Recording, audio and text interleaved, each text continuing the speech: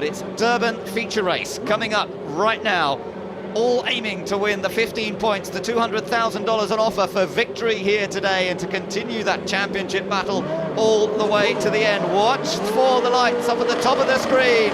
Red lights are on, lights go out, away we go, and it's Yanni with a fantastic start, and New Zealand goes second. It's Great Britain as the car to watch, blocked by New Zealand coming down into turn one. Java's backside of it, so it is Switzerland getting the advantage.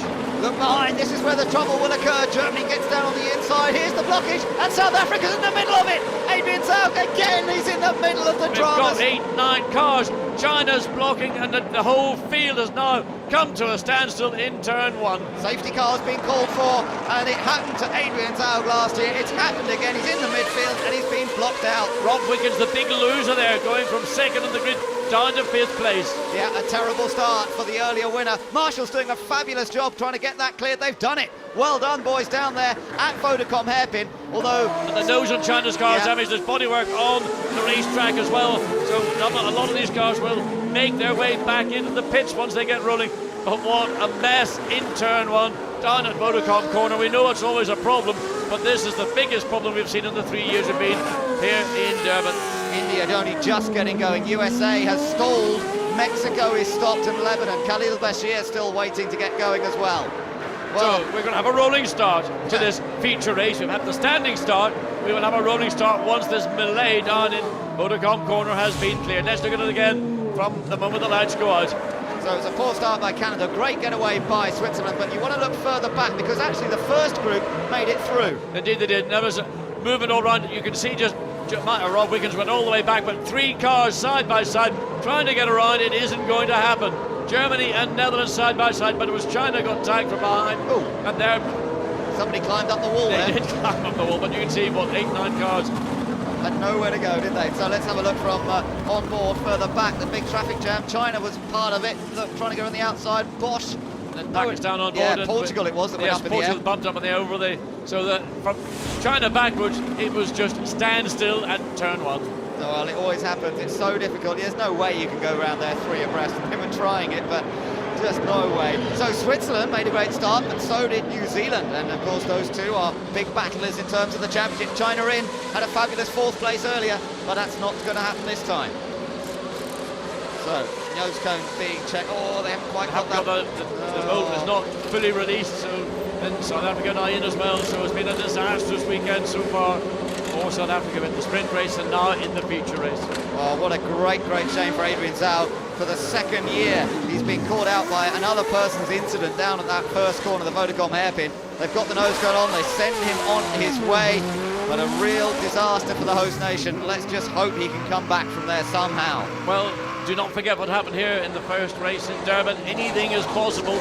We've only had 1 lap. We're now on lap 2, and we're under safety car. So while it might seem everything is lost, do not give up hope as Team USA. And Jonathan Somerton, because he also got trapped in that incident down at turn 1.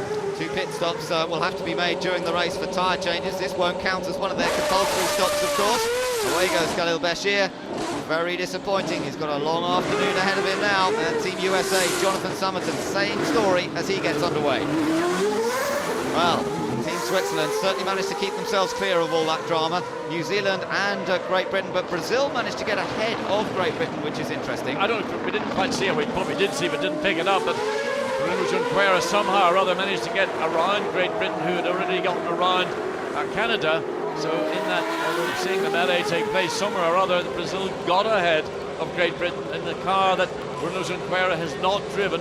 This is a spare car he's in with all the Brazil identifications on that car. That's Mexico. David Gart's just going to lose a lap. Now, I think all the others have managed to stay on the lead lap because the safety car's out there, but unfortunately for Garza of Mexico, he's down a lap. Yes, he's going to be held at the pit lane exit to let the entire field go by, so he will go 1 lap down and he will then join on to the tail of this field. There we see Bruno Junqueira in the spare car just ahead of Team GBR. Yeah, behind them we've got Canada, Netherlands, Germany, France, Australia running 9th, Ireland 10th.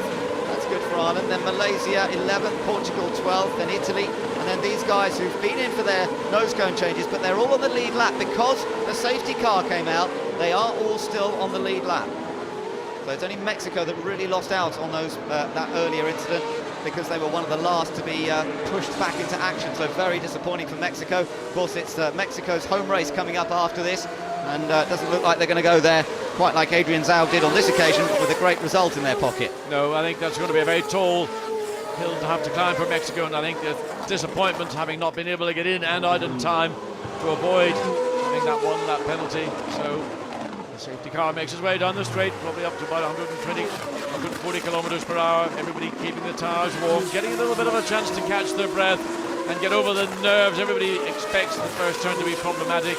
This time exceeded expectations, but the first 6-7 cars got through cleanly. It was really down where China was, and from there back it all went pear-shaped.